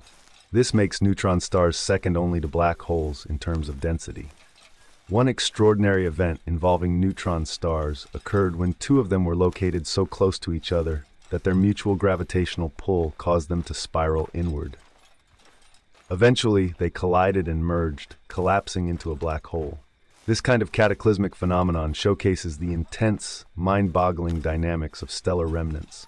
Now, while neutron stars are already mind-blowing, scientists have theorized the existence of an even stranger entity, quark stars. These are hypothetical stars composed entirely of quarks, which are even smaller particles than neutrons. The theory suggests that when a neutron star undergoes extreme pressure from its own gravitational force, the neutrons within it can break down into their component quarks, creating quark matter. If such a transformation occurs, the resulting object would be called a quark star. Although no quark stars have been observed yet, the theoretical process behind their formation has captivated astrophysicists. It's believed that the conversion of a neutron star into a quark star would unleash an immense amount of energy, triggering one of the most powerful explosions in the universe. These explosions may explain gamma-ray bursts, colossal outbursts of energy that have been detected in distant galaxies. Gamma-ray bursts are the most energetic and luminous events since the Big Bang. They can last anywhere from a few milliseconds to several hours, and are followed by a lingering afterglow that emits radiation across various wavelengths, including X-rays, ultraviolet, visible light, infrared, microwave, and radio waves. For those unfamiliar, Robot Wars was a thrilling BBC television series that ran from 1998 to 2004, with a brief revival for 3 more seasons in 2016. True to its name, the show featured custom-built robots battling in an arena filled with hazards like fire pits, spikes, and spinning blades. The excitement was amplified by the presence of house robots, massive, heavily armed machines that would attack competitors' robots if they ventured too close. The combination of sparks, explosions, and destruction made for highly entertaining television. Season 3 of Robot Wars is often remembered as one of the show's most successful seasons. However, it also became infamous for behind-the-scenes controversy and lax safety protocols. Many contestants expressed dissatisfaction with their experience, citing what they saw as arbitrary and excessive safety regulations that did little to ensure genuine safety, while simultaneously ignoring crucial safety standards. One team leader famously criticized the system, claiming the show's organizers enforced hundreds of unnecessary rules written by individuals who had little to no practical knowledge of robotics. More alarmingly, he pointed out that critical safety measures, such as ensuring that fail-safe devices were properly installed and checked, were often overlooked. His warnings about the potential for serious accidents were largely ignored, and unfortunately, his predictions came true. The most notable incident occurred with a robot named Millie and Bug. Each robot was required to have a safety key switch designed to prevent accidental activation during handling. However, due to a lack of quality checks, Millie and Bug's cheap key switch failed, causing the robot to turn on unexpectedly while being carried to the arena. Its weapon activated and severely injured a crew member who had to be hospitalized after being impaled. This wasn't the only safety-related scare in Robot Wars history. During the show's inaugural season, then-host Jeremy Clarkson narrowly avoided a life-threatening accident. A spinning blade from a robot detached mid-battle, hurtling through the air at over 200 miles per hour. The blade narrowly missed Clarkson and embedded itself into a concrete wall behind him. While the safety standards of the show improved significantly in later years, Season 3 remains a controversial chapter. Rodney Marks. The death of Rodney Marks is a peculiar and unsettling case. Marks was a brilliant astrophysicist working at the Amundsen Scott South Pole Station in Antarctica when he tragically passed away in May 2000 at just 32 years old. His death was officially attributed to methanol poisoning, sparking widespread speculation and even earning the moniker, the first South Pole murder. The events leading up to Marks' untimely death were as baffling as the case itself. While walking back from a remote observatory to the main base, Marks began feeling unwell. Over the next 36 hours, his condition worsened significantly, and he succumbed to what was initially described as an undiagnosed illness. It wasn't until a post-mortem examination was conducted in New Zealand, months later, that methanol poisoning was identified as the cause of death. Methanol poisoning is unusual in itself. Methanol, a toxic alcohol commonly found in industrial products, can be lethal if ingested in even small quantities. However, investigators were left puzzled as to how or why Marks came into contact with it. Was it a tragic accident, an intentional act, or something more sinister? The case presented significant challenges for investigators. Antarctica's extreme isolation and harsh conditions meant that witnesses and evidence were scarce. Only a small number of people were present at the South Pole Station at the time of Marks' death, making the possibility of foul play difficult to either confirm or dismiss. Additionally, no clear source of the methanol was ever identified, further muddying the waters of the investigation. Rodney's father expressed his resignation about the lack of closure, stating, "I don't think we're going to try and find out anymore." It was a heartbreaking admission, but it reflected the reality of the situation. Limited evidence, no witnesses, and a remote location made solving the case incredibly unlikely. Rosalind Ballingall was a 20-year-old student in South Africa who vanished under mysterious circumstances in 1969. Towering at 6 feet tall, with striking red-blonde hair and piercing blue-green eyes, Rosalind was described by friends as a vibrant and beautiful woman. She lived a free-spirited life, embracing the counterculture movement as part of a hippie group known as the Cosmic Butterflies. This group was infamous for its experimental lifestyle, including communal living, spiritual exploration, and frequent drug use. Despite her vivacious demeanor, Rosalind struggled with depression. When her friends noticed her feeling down, they invited her to join a retreat in the Nizhna Forest, a breathtakingly lush and dense region known for its serene beauty. The idea was to help her clear her mind and reconnect with nature. Rosalind seemed to enjoy the retreat at first, spending time in a cozy cottage with her companions. On the morning of her second day, she left the cottage around 9 a.m., carrying nothing but a Bible. She told her friends she was going for a walk. Several people spotted Rosalind that morning. She asked 2 staff members for directions to the nearest church and was later seen by a gardener walking across a lawn and into the dense forest. That was the last confirmed sighting of her. When night fell and Rosalind had not returned, her friends began to worry. They waited until morning to contact the police, believing it would be futile to alert authorities in the middle of the night, a decision that cost precious search time. By then, steady rainfall had begun to wash away any potential tracks or evidence. When authorities arrived, they found one of Rosalind's friends, Sasha, sitting at the cottage's back door, playing a flute in hopes of guiding her back. Despite their best efforts, police and volunteers faced enormous challenges navigating the thick, sprawling forest. Searches yielded no trace of Rosalind. Over time, numerous theories emerged about her fate. Some believe she became lost or injured in the forest and succumbed to the elements. Others speculate that she fell victim to foul play, possibly at the hands of strangers on the nearby National Road, or even by her acquaintances at the retreat. Another theory suggests she may have intentionally disappeared, making her way to the National Road roughly 4 miles away and starting a new life. In the years since, no conclusive evidence has surfaced. Rosalind Ballingall was eventually declared legally dead, but her disappearance remains an unsolved mystery. The Route 91 Bandit is the nickname given to a serial bank robber who carried out at least 11 heists across New England over a 5-month spree starting in 2021. The nickname stems from the robber's apparent preference for banks situated along Interstate 91. His method of operation was simple but effective.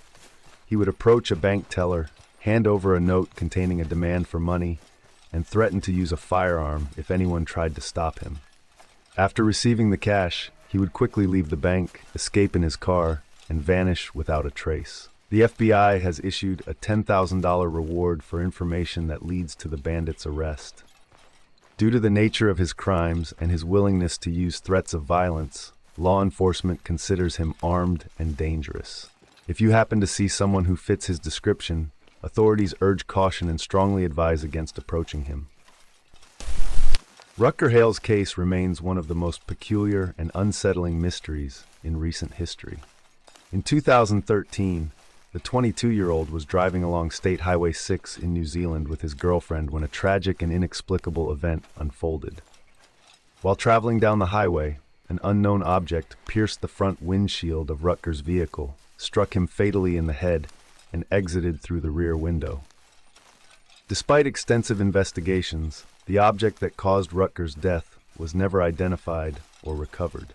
Authorities found no traces through physical searches, residual analysis, or available video evidence. Rutger's girlfriend Danielle vividly recalled seeing a white truck or utility vehicle approaching from the opposite direction shortly before the incident. She also noticed a beige-colored object, roughly the size of a tissue box or brick, hurtling toward their car. Tire marks at the scene suggested that a vehicle, possibly the white truck, had slowed down, made a U-turn, and left the area. This led to speculation that the driver might have stopped to retrieve the object and remove any evidence before fleeing the scene. To this day, the circumstances surrounding Rutger Hale's death remain a tragic enigma. No suspects have been identified, no charges have been filed, and the true nature of the object that ended his life is still unknown. Saladin, the renowned sultan of the 12th century AD, remains a celebrated figure in history, but the exact cause of his death has long perplexed historians.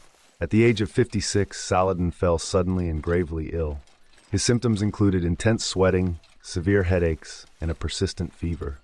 Over time, his condition worsened. He became weak, restless, and entirely lost his appetite. Medieval physicians, constrained by the medical knowledge of their time, resorted to treatments such as bloodletting and enemas in an effort to purge his body of the illness.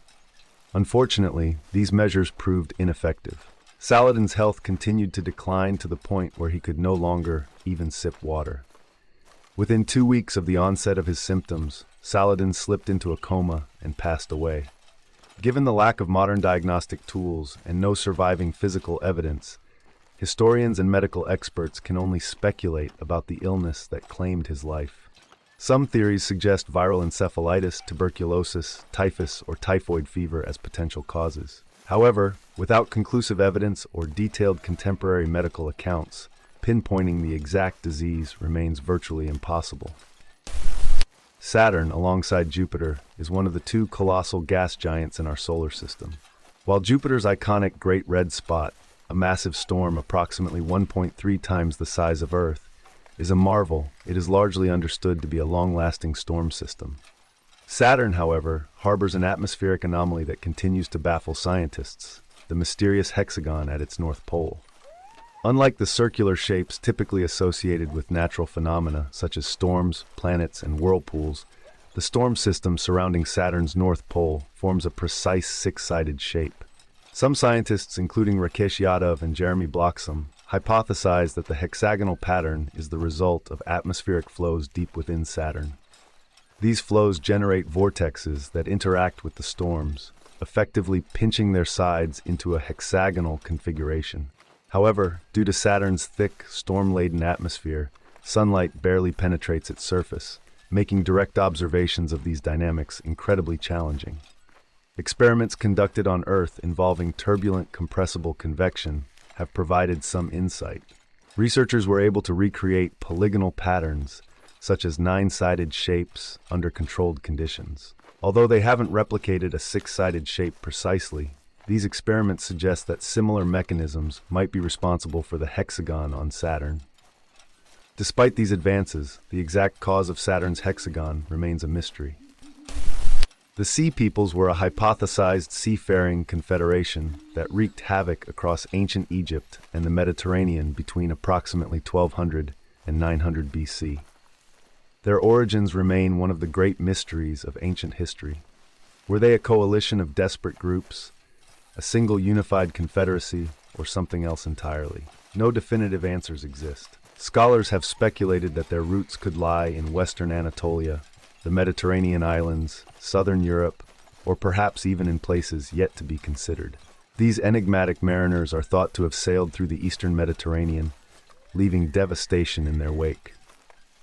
Their raids targeted regions such as Anatolia, Syria, Phoenicia, Canaan, Cyprus, and Egypt, contributing to the widespread upheaval at the end of the Bronze Age. Known for their skill in combat and navigation, the Sea Peoples were a source of terror for the civilizations they encountered.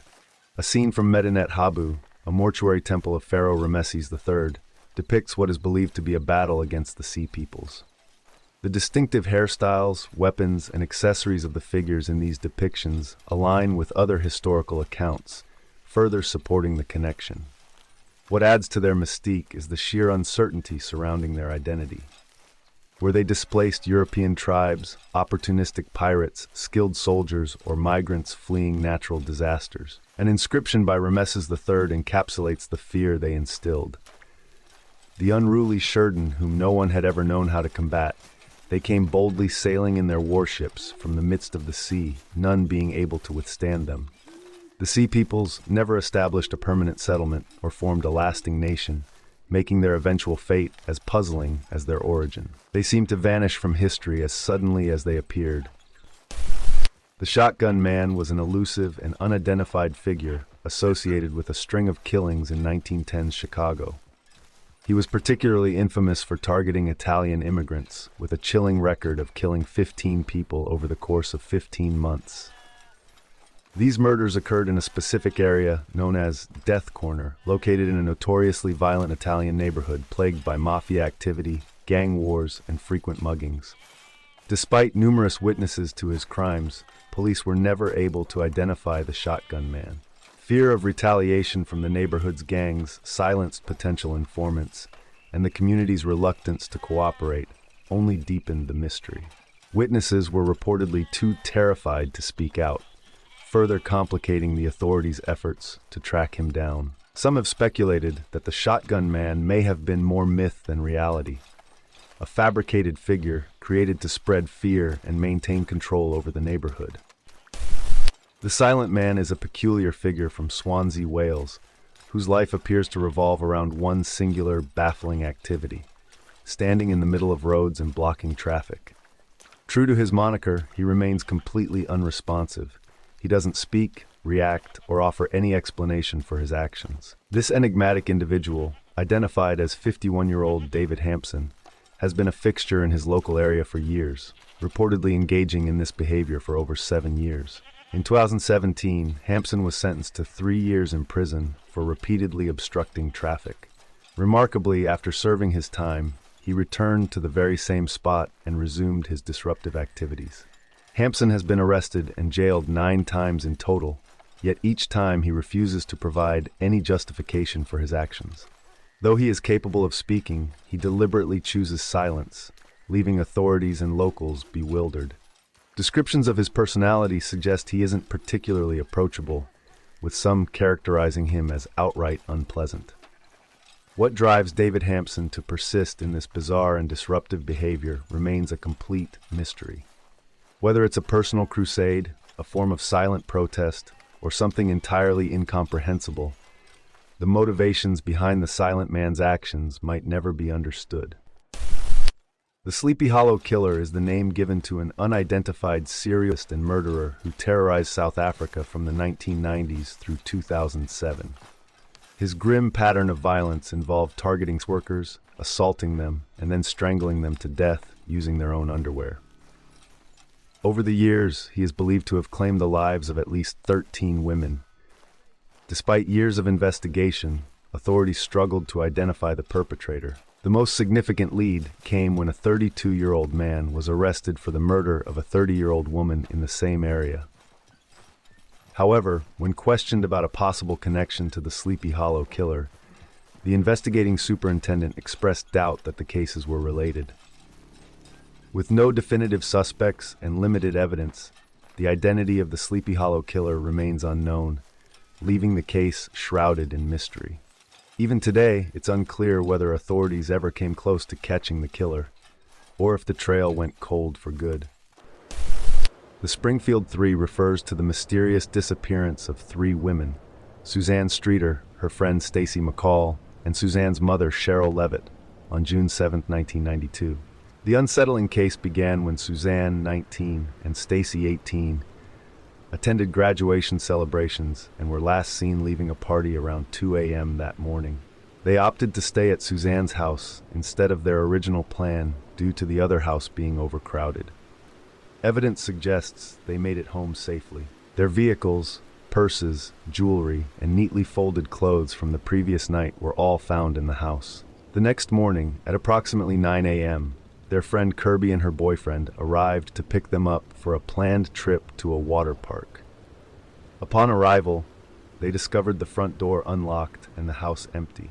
One peculiar detail was the shattered glass from a porch light, although the bulb remained intact. In a well-meaning but ultimately problematic move, Kirby's boyfriend swept up the glass, potentially destroying vital evidence. Inside the house, the family dog Cinnamon appeared agitated. While waiting, Kirby received a series of strange and inappropriate phone calls from a restricted number, which she dismissed as pranks. Suzanne's mother, Cheryl, couldn't reach her daughter, and eventually came to the house where she discovered the unsettling scene. She used the home's landline to call the police. On the answering machine, there had reportedly been a peculiar message, but it was accidentally deleted before authorities could analyze it. When police arrived, they found no signs of forced entry or a struggle, aside from the broken porch light. However, the crime scene had likely been contaminated by the numerous visitors, estimated at 10 to 20, who had been in the house before law enforcement arrived. Investigators believe the women likely made it home, went to bed, and were either taken or left under duress in the middle of the night.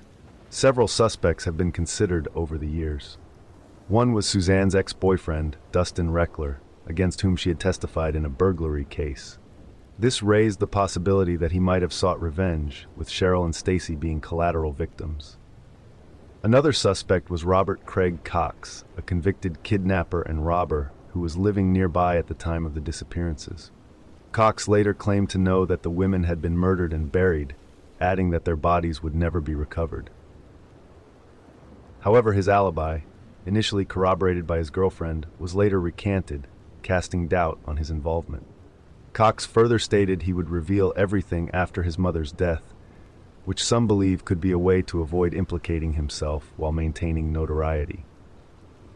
Others dismiss his claims as a ploy for attention. To this day, the fate of Suzanne, Stacy, and Cheryl remains a haunting enigma, leaving their families and the community searching for answers that may never come. Susie's dying is a chilling urban legend from England that centers around a peculiar phone number active during the 1970s and 1980s. The number, reportedly dialable from public telephone boxes, was unusual in itself, composed of an irregular pattern of digits, often described as a mix of zeros, ones, twos, and threes. When dialed, callers would allegedly hear a strange and unsettling voice message. A woman, speaking in a flat, monotonous tone, would repeatedly utter the same haunting phrase, help me, Susie's dying." The message would loop endlessly, unnerving anyone who heard it. Details about the phone number and its origin remain murky, with no official explanation to confirm whether it was part of a prank, a technical glitch, or something more sinister. Over the years, a few posts and discussions have delved into the possible backstory of the eerie phenomenon, but much of it is speculative. The Tamil bell is a fascinating artifact discovered in New Zealand in 1836. This broken bronze bell was found being used in an unconventional way by a Maori woman to boil potatoes. When a settler named William Colenso noticed the artifact, he was astonished by its peculiar design and decided to have it analyzed. The bell's inscription, written in Old Tamil, translates to "the ship's bell of Muhudibuk," hinting at its origins. The artifact is estimated to be around 500 years old, making it what some historians refer to as an out-of-place artifact.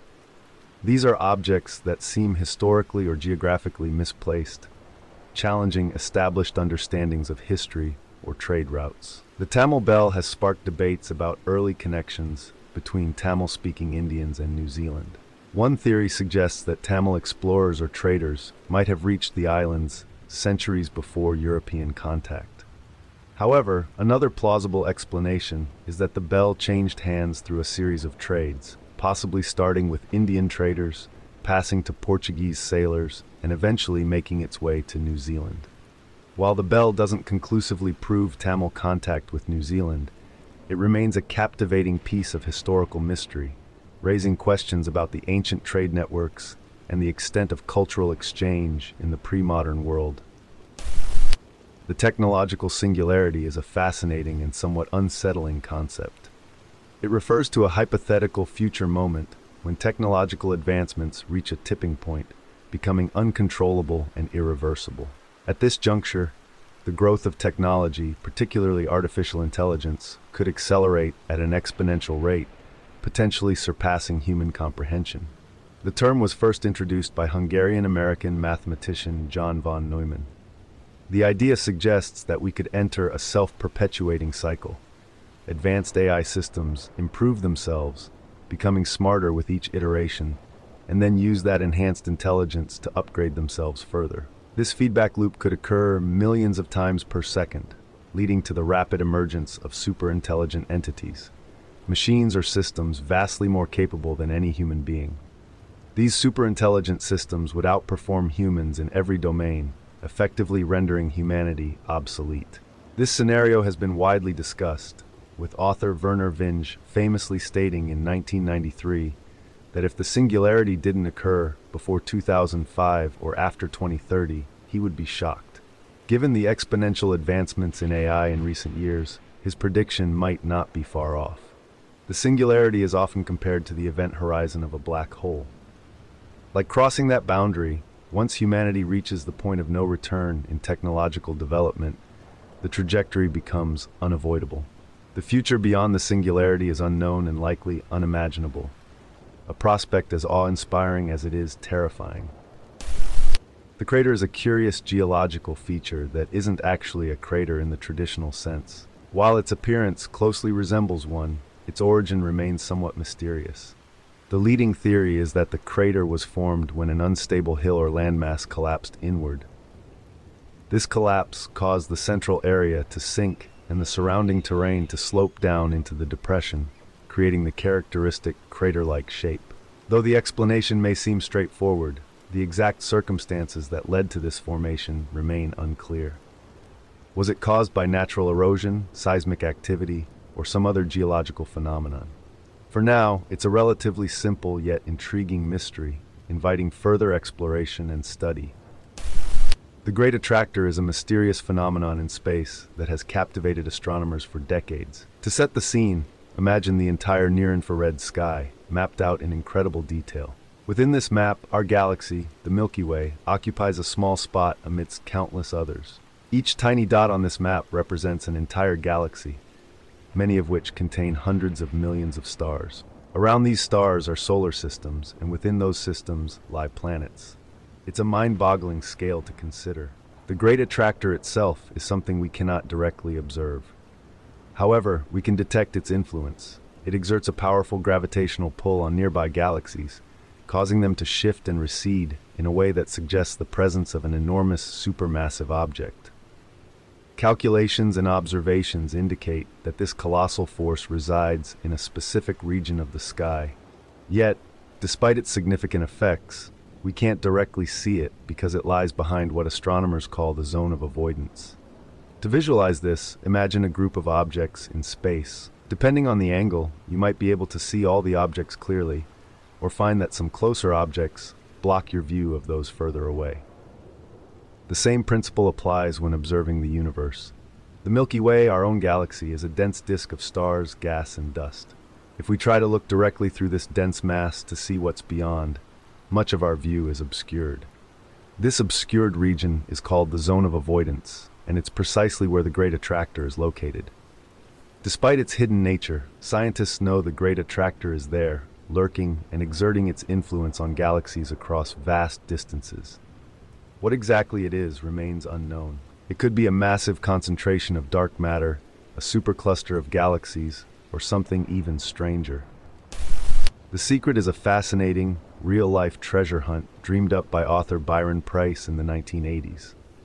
It involves 12 buried ceramic treasure boxes, a book filled with clues, and no time limit to solve the mystery.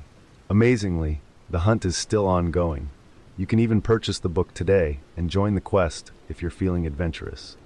Preiss buried these 12 treasure boxes in various locations across North America, often in national parks. Each box contains a key, which can be exchanged for a precious gem. To date, only 3 of the 12 gems have been found, leaving 9 still hidden somewhere out there.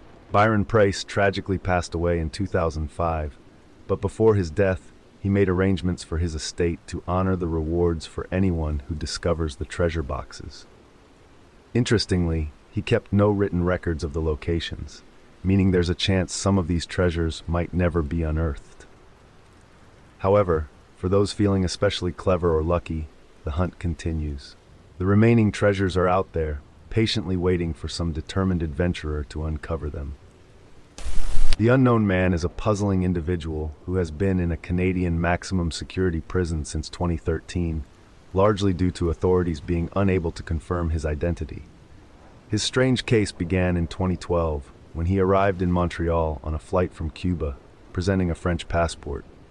Claiming to be visiting for a funeral, he appeared legitimate, with a hotel reservation, $3,000 in his bank account, and a return airline ticket.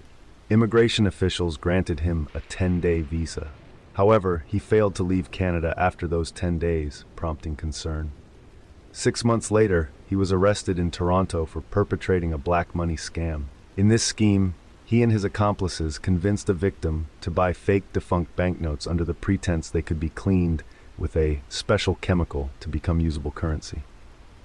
The victim lost over $450,000, leading to the man's arrest.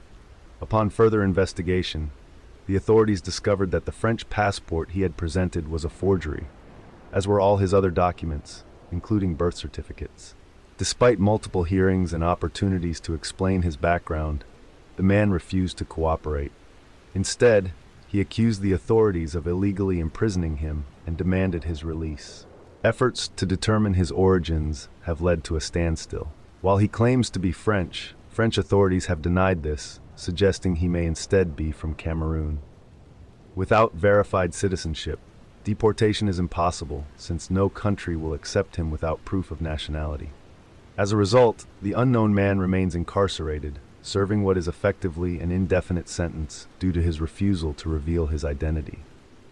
Until he cooperates, Canadian authorities cannot release or deport him, leaving his fate and his true identity a mystery.